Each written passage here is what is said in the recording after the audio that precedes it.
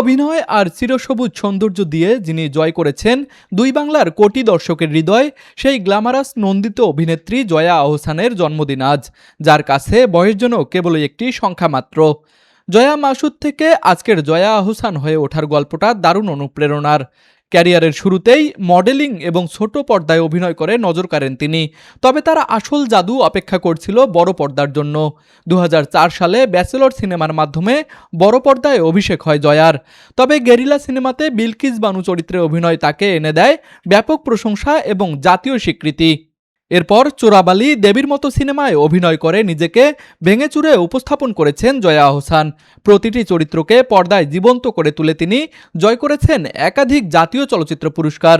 2013 সালে বিশ্বের অন্যতম মর্যাদাপূর্ণ কান চলচ্চিত্র উৎসবে আমন্ত্রণ পান জয়া আহসান।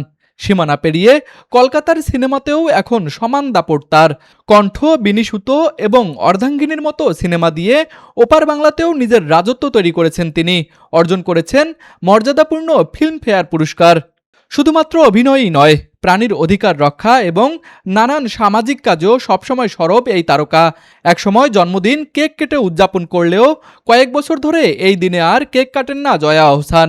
2017 সালের হোলি আর্টিজান হামলার পরে জন্মদিনের সেই আয়োজন বন্ধ করেন তিনি।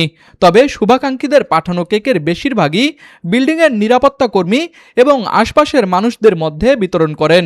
শুধু তাই নয়, বহু বছর ধরে নিজের জন্মদিনের রাস্তার কুকুরদের খাওয়ান জয়া। শুধু নিজেই নয়, পরিবারের অনেকের জন্মদিনেও এই কাজটি করে থাকেন তিনি।